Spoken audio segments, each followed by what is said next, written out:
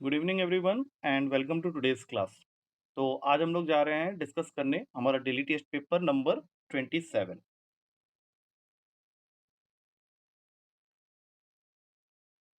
तो इस पेपर का जो पहला क्वेश्चन है वो ये है कि ए एंड बी दो एंगल हैं जो दोनों ही एक्यूट एंगल है। ये उसने क्वेश्चन में पहले ही कंडीशन डाल दिया कि ए एंड बी दोनों एंगल्स एक्यूट हैं और दो कंडीशंस दिए हुए हैं। पहला, sine A is equals to sine square B, और दूसरा, 2 cos square A is equals to 3 cos square B. और तुम्हें बताना है कि एंगल ए जो है वो इनमें से कौन सा वैल्यू है। Options are π/4, π/6, π/3 and none of this. तो इसमें एक चीज का ध्यान रखना है कि दोनों एंगल जो हैं ए और बी, खासकर ए क्योंकि वही तो फाइंड करना है, तो उसको उसने एक्यूट बोला हुआ है। तो सबसे पहले जब इस क्वेश्चन को स्टार्ट करेंगे तो दूसरे इक्वेशन को पकड़ लेंगे। दूसरे इक्वेशन में हमें कॉस को रिमूव करने के लिए लिखना पड़ेगा कॉस स्क्वायर ए की जगह 1 माइनस साइन स्क्वायर ए। सिमिलरली कॉस स्क्वायर बी की जगह लिख लो 1 माइनस साइन स्क्वायर बी। अब क्वेश्चन में चूंकि बी हमें चाहिए नहीं, तो बी को रिमूव करने के लिए ऊपर साइन स्क्वायर बी की वैल्यू दे रखी है। तो इसको ओपन कर लेंगे लेफ्ट हैंड साइड को, 2 माइनस 2 साइन स्क्वायर ए, और यहाँ जहां पे भी साइन स्क्वायर बी दिख रहा है वहां पे लिख लेंगे साइन ए। आई थिंक इसके बाद तुम्हें क्वेश्चन अपने आप ही समझ में आने लगेगा। जैसे जैसे तुम इसको ओपन करते जाओगे तुम्हें आंसर दिखते जाएगा। तो ये अब तुम्हारा नेक्स्ट स्टेप एक क्वाड्रेटिक इक्वेशन क्रिएट कर रहा है। 2 sine square A minus 3 sign A plus 1, जिसको सॉल्व करके साइन ए के दो वैल्यूज आ जाएंगे। आई थिंक स्प्लिटिंग सबको मालूम है। साइन ए एक हाफ होगा और साइन ए एक 1 होगा। तो साइन ए 1 होने पे ए 90 डिग्री हो जाएगा। 90 डिग्री तुम्हारा एक्यूट तो होता नहीं है, तो सीधा साइन ए हाफ होगा और ए की वैल्यू हो जाएगी 30 डिग्री, या फिर जिसको हम लोग देख सकते हैं सेकंड ऑप्शन में है π/6। नेक्स्ट क्वेश्चन की तरफ मूव करेंगे। आई होप पिछला क्वेश्चन क्लियर है सबको। नेक्स्ट क्वेश्चन में तुम्हें दिया हुआ है tan of half of cos inverse 2/3 की वैल्यू क्या होगी इनमें से। कुछ ऑप्शंस हैं, मैं लिख देता हूं। होल अंडर रूट में 5/2, 1 माइनस होल अंडर रूट में 5/2, सी ऑप्शन 1/√5, और D option whole under root में 3/10। तो जब हम इस क्वेश्चन को स्टार्ट करेंगे तो सबसे पहले सबसे गंदी चीज जो है क्वेश्चन के अंदर में, that is half of cos inverse 2/3 को थीटा लेट कर लेंगे। और जैसे ही हमने ये काम किया तो ये क्वेश्चन बन गया tan थीटा, जिसका फॉर्मूला होता है होल अंडर रूट में 1 minus cos 2 theta plus upon में 1 प्लस कॉस 2 थीटा। तो कॉस 2 थीटा की वैल्यू जो हमने यहाँ पे एज्यूम किया है हाफ ऑफ कॉस इनवर्स 2/3 को थीटा, वहां से निकाल सकते हैं। तो ये बन जाएगा 1 माइनस 2/3 अपॉन 1 प्लस 2/3 पूरे का अंडर रूट। सिंपल सा कैलकुलेशन कर लेंगे, 3 3 कट गया, ये बन गया 1/5 पूरे के ऊपर अंडर रूट, जो कि सी ऑप्शन में अवेलेबल है। अब मूव करते हैं तीसरे क्वेश्चन की तरफ। तीसरे क्वेश्चन में हमें दो इक्वेशंस दिए हुए हैं। पहला है sine A plus sine B equals to C, और दूसरा है cos A plus cos B is equals to D. और तुम्हारा क्वेश्चन तुमको बोल रहा है कि फाइंड आउट करो sine of A plus B. कुछ ऑप्शंस यहाँ अवेलेबल है in terms of C and D, जो कि मैं यहाँ पे एक एक करके लिख दे रहा हूँ। सबसे पहली चीज, अगर हम इसको वैल्यू पुटिंग से करते हैं, जैसे मान लो मैंने यहाँ पे वैल्यू लेट कर लिया 45 तो इससे दो ऑप्शन आ रहे हैं, तो इस क्वेश्चन के लिए तुम्हारा वैल्यू पुटिंग काम नहीं करेगा। नॉर्मल जो तरीका है वो बहुत सिंपल है, ध्यान से देखेंगे क्या करना है। ठीक है, ज्यादा लेंथी नहीं करेंगे। तो sine A plus sine B अगर साइन सी के बराबर है, तो सबसे पहले तो sine A plus sine B का फॉर्मूला लिख लो, जो कि होता है 2 sign A plus b/2 into cos A minus b/2। इसकी वैल्यू हमें दे रखी है सी। नीचे cos A plus cos B का फॉर्मूला लगा लेंगे, 2 cos A plus b/2 into cos A minus b/2, इसकी वैल्यू दे रखी है डी। अब सीधा क्या करो, दोनों को डिवाइड कर दो।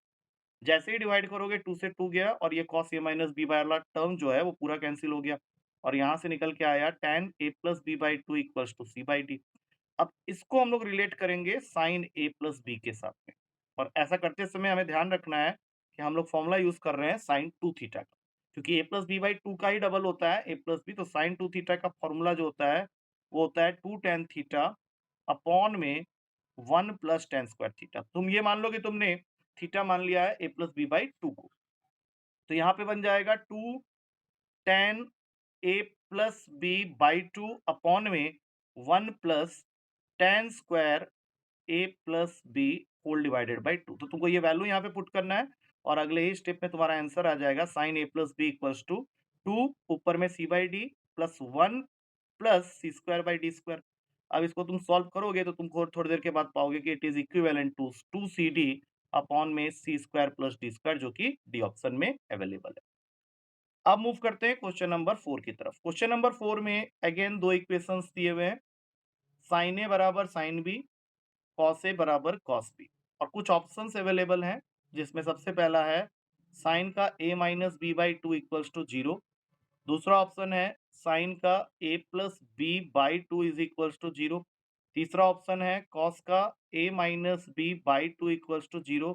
और चौथा ऑप्शन है कॉस का a plus B is equals to 0।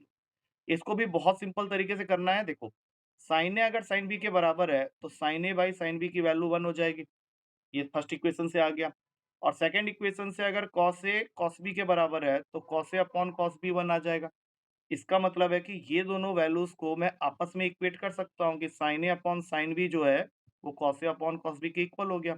Now do the cross multiplication, उससे नेक्स्ट स्टेप में ही आंसर आ जाएगा sine A cos B minus cos A sine B is equals to 0, जो कि खुद ही फॉर्मूला होता है साइन ए माइनस बी का। तो अगर मैं इसको 2 से डिवाइड कर दूं तो कोई फर्क नहीं पड़ेगा और सीधा सीधा में ऑप्शन दिख जाएगा, ऑप्शन ए। अब मूव करते हैं पांचवें क्वेश्चन की तरफ।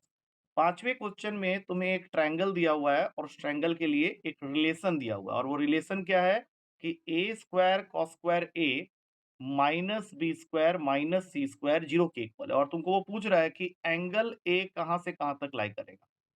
पहला ऑप्शन पाई बाई 4 से पाई बाई 2 के बीच में लाई करेगा। दूसरा ऑप्शन पाई बाई 2 से पाई के बीच में लाई करेगा। तीसरा ऑप्शन एग्जैक्टली पाई बाई 2 के इक्वल होगा। और चौथा ऑप्शन पाई बाई 4 से छोटा होगा। तो जब मैं इस क्वेश्चन को स्टार्ट करूंगा तो सॉल्यूशन में सबसे पहले मैं कॉस स्क्वायर ए की वैल्यू निकाल लूंगा, जो कि मुझे इस इक्वेशन से फर्स्ट स्टेप में ही मिल जाएगी, और वो है B square plus C square upon ए स्क्वायर। और इससे साफ पता चल रहा है कि कॉस स्क्वायर जो ए है वो लेस देन 1 होगा। अब यहाँ पे एक चीज और क्लियर है कि B square plus C square ए स्क्वायर से बड़ा तो हो नहीं सकता, बिकॉज ये बेस होता है और ये हाइपोटेनियस होता है। तो B square plus C square minus ए स्क्वायर लेस देन 0 आएगा। इसका मतलब है कि कॉस ए जो है वो भी लेस देन 0 आएगा। तो तुम्हें सिर्फ ये देखना है कि कॉस ए किस क्वाड्रेंट में नेगेटिव वैल्यू देता है। तो ये out of the given options B बिल्कुल सही आंसर होगा, क्योंकि सेकंड क्वाड्रेंट है पाई बाई 2 से पाई का, वहीं पे तुम्हारा कॉस ए लेस देन 0 होता है। उसके बाद आते हैं क्वेश्चन नंबर 6 में। इसमें तुम्हें एक ट्रायंगल के 3 साइड्स का रेशियो दिया हुआ है, और वो रेशियो है A ratio B ratio C is equals to 4 ratio 5 ratio 6। ऐसा एक क्वेश्चन कल के पेपर में भी था। तो हमें यहाँ से सरकम रेडियस और इन रेडियस का रेशियो बताना है। तो सरकम रेडियस का पहले फॉर्मूला लिख देते हैं, A B C upon 4 delta, और इसका फॉर्मूला होता है डेल्टा अपॉन एस। अब जैसे ही मैंने ये फॉर्मूला लिखा तो A B C into S और ये 4, ये जो डेल्टा है 2 बार आ गया, और ये डेल्टा मीन करता है हीरोन्स फॉर्मूला के एरिया को, जो कि होता है S into S minus A into S minus B into S minus C. लेकिन 2 बार अगर तुम डेल्टा लिखोगे तो सारा रूट हट जाएगा और यहाँ पे एक एस आएगा, फिर S minus A, S minus B and S minus C. तो एक एस कट गया। अब हमारे पास में बच गया ए बी सी अपॉन में 4 times of S minus A, S minus B, S minus C. तो अगर मैं ए बी सी को रेस्पेक्टिवली लेट कर लेता हूँ 4 5 और 6, तो यहाँ से एस की वैल्यू आ जाएगी मेरी 4 plus 5 plus 6 by 2, that is 15 by 2। तो ऊपर तो हो गया 4 इंटू 5 इंटू 6, नीचे 4 है, यहाँ पे आएगा 15 बाई 2 माइनस 4। रूट में पहले ही हटा चुका हूँ, 2 बार आ चुका है, इसलिए 15 बाई 2 माइनस 5, 15 बाई 2 माइनस 6। ये 4 एक और कट गया, ऊपर 30 आ गया। अब इसको सॉल्व करेंगे तो ये बन जाएगा 7 बाई 2, ये बन जाएगा 5 बाई 2, और ये बन जाएगा 9 बाई 2। अब ये बहुत ही सिंपल सा कैलकुलेशन है, इसको करके देख लो, क्योंकि आधी वैल्यूज तो वैसे ही कैंसिल हो जाएंगी, और जो भी तुम्हारे पास में मुझे दिख रहा है यहाँ पे आने वाला, ये बन जाएगा तुम्हारा ऑप्शन नंबर बी आ रहा है मेरे ख्याल से 16 by 7, that is present in B option. अब चलेंगे क्वेश्चन नंबर 7, जो कि हाइट एंड डिस्टेंस का क्वेश्चन। इसमें तुम्हें बोल रहा है कि देयर इज अ हाउस और एक टावर। तो ऑब्वियस सी बात है, हाउस थोड़ा छोटा होगा, टावर थोड़ा बड़ा होगा। तो लेट कर लेते हैं कि ए बी मेरा हाउस है और सी डी मेरा टावर है। क्वेश्चन ये कह रहा है कि angle of elevation of the top of the tower from the top of a house. ये टॉप ऑफ द हाउस है, ये टॉप ऑफ द टावर है, तो यहाँ पे एंगल ऑफ एलिवेशन ही बनेगा, जो कि दिया हुआ है 60 डिग्री का। और इसी टॉप से जब हम एंगल ऑफ डिप्रेशन देख रहे हैं बेस ऑफ द टावर का, तो वहां पे एंगल बन रहा है 30 डिग्री का। तो डिप्रेशन हम लोग ऐसे दिखा देंगे 30 डिग्री का है। अब तुम्हें horizontal distance between house and tower दिया हुआ है 12 मीटर और तुम्हें पूछा है हाइट ऑफ द टावर। इस क्वेश्चन में और कोई और हाइट दी नहीं हुई है, तो हम लोग यहाँ पे एक ई लगा लेते हैं और इतना तो एज्यूम कर ही सकते हैं कि ये दोनों इक्वल हैं। तो सबसे पहले ले लेते हैं छोटा वाला ट्रायंगल एबीडी, जिसमें tan 30 डिग्री की वैल्यू हो जाएगी हाइट ऑफ द हाउस, जिसको मैंने ए बी लिया हुआ है, और ये 12। इसकी वैल्यू 1/√3 होती है, तो ए बी की वैल्यू नेक्स्ट स्टेप में आ गई 12/√3। और अगर ये 12/√3 है तो ये वैल्यू डी के इक्वल होगी, जैसा कि मैंने फिगर में दिखाया। अब दूसरा ट्रायंगल ले लो एसीई। एसीई ट्रायंगल के अंदर में tan 60 डिग्री की वैल्यू होगी CE/12। ये दोनों आपस में इक्वल है, तो CE की वैल्यू नेक्स्ट स्टेप में हो जाएगी, tan 60 की वैल्यू √3 होती है, तो 12√3। अब अगर ध्यान से देखें तो डी और सी को ऐड करके हम लोग को हाउस मिल जाएगा। तो हाइट ऑफ द हाउस को अगर मैं कैपिटल H मान लेता हूँ और यहाँ पे दोनों को ऐड करता हूँ, तो मेरा आंसर बनता है सबसे पहले तो 12/√3 प्लस 12√3, तो टोटल आ जाएगा 48/√3। अब इसको रैशनलाइज कर लो तो ये बन जाएगा 48√3/3, जो कि आंसर को बना देगा 16√3, और 16√3 जो ऑप्शन है ये अवेलेबल है बी में। I hope it is okay with all of you. अब आते हैं क्वेश्चन नंबर 8 के अंदर। क्वेश्चन नंबर 8 में तुमको बोला जा रहा है कि एक स्ट्रेट लाइन है ax plus B Y plus C equals to 0, और ये पास कर रहा है थ्रू द पॉइंट 1, -2। तो जिस पॉइंट से ये स्ट्रेट लाइन पास कर रहा है डेफिनेटली इस इक्वेशन को सेटिस्फाई करता होगा। तो x के जगह लिख लो 1 और y के जगह लिख लो -2 और इसको सॉल्व करने लगो, तो ये आ जाएगा a-2b plus C equals to 0। जहां से तुम लिख सकते हो a plus C equals to 2b, जो कि रिक्वायर्ड कंडीशन हो गया कि एबीसी जो है वो एपी में होंगे। और यही क्वेश्चन में पूछा भी गया था कि इस केस में एबीसी किस में होंगे, तो फर्स्ट ऑप्शन में ही दिया हुआ है एबीसी आर इन एपी। अब आते हैं क्वेश्चन नंबर 9 में। क्वेश्चन नंबर 9 तुम्हें बोल रहा है कि एक स्क्वायर है जिसके दो अपोजिट वर्टेक्स दे रखे हैं तुम्हें। सबसे पहले तो मैं ए को मान लेता हूं एक वर्टेक्स और उसका अपोजिट है सी। और तुम्हारा क्वेश्चन ज्यादा कुछ ट्विस्टेड नहीं है, वो सिर्फ तुमसे ये पूछ रहा है कि find the equation of the diagonal of the square passing through 1, 2। तो सीधी सी बात है, अगर हमें 1, 2 से पास कराने वाले डायगोनल की इक्वेशन चाहिए तो एक तरह से एसी की इक्वेशन चाहिए, जो कि 2 पॉइंट फॉर्म से निकाल सकते हैं।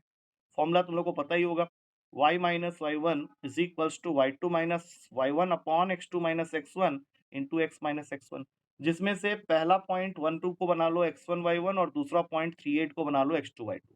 बस फॉर्मूला में पुट कर लो y minus two is equals to 8-2 upon 3-1 और ये x माइनस वन, तो टोटल आ गया 6/2 into X minus one. Y minus two की वैल्यू काट के हो गया 3x-3। अब हमें सिर्फ ऑप्शन ढूंढना है, ये ऑप्शन अवेलेबल है -3 + 2 मतलब -1, 3x minus Y minus one, ये पहला ही ऑप्शन में अवेलेबल है, so that will become your direct answer. अब चलते हैं 10th क्वेश्चन में। इस क्वेश्चन में बोल रहा है कि there is a line which passes through 1, 2, मतलब तुमको पासिंग पॉइंट दे दिया है, तुम्हारा लाइन किससे पास कर रहा है, बट ये लाइन एक्स एक्सिस और वाई एक्सिस के ऊपर में इंटरसेप्ट कट कर रहा है, जिसमें से तुमको दिया हुआ है कि जो इंटरसेप्ट ये कट कर रहा है वाई एक्सिस में वो ट्वाइस है that which it cuts in x axis. That means अगर मैं इसको ए ले रहा हूं तो यहाँ पे जो बन रहा है वो 2a है। तो इस क्वेश्चन को करने के लिए you can take the help of the option. पहला ऑप्शन है 2x plus Y equals to 4, इसी से स्टार्ट कर लेते हैं। इंटरसेप्ट फॉर्म में लाइन की इक्वेशन होती है x by A plus Y by B equals to 1, जिसमें से a हम लोग का होता है x इंटरसेप्ट और b होता है y इंटरसेप्ट। तो अगर मैं इस लाइन को आंसर मानता हूं तो मुझे सबसे पहले इसको इंटरसेप्ट फॉर्म में कन्वर्ट करना पड़ेगा, जिसके लिए मुझे इसको 4 से डिवाइड करने की जरूरत है। और जैसे ही मैंने 4 से डिवाइड किया अगले ही स्टेप में बन जाएगा x/2 plus y/4 equals to 1।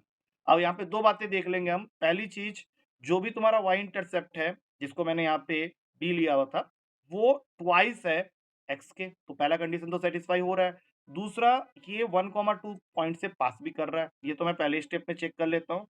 2 into 1 plus 2, जो कि ऐड करके सॉल्व करोगे तो 4 ही बनेगा। तो इसके बाद और किसी ऑप्शन को चेक करने की जरूरत ही नहीं है, तुम्हारा पहला ऑप्शन बिल्कुल सही आंसर। तो I think with this we come to the end of this session.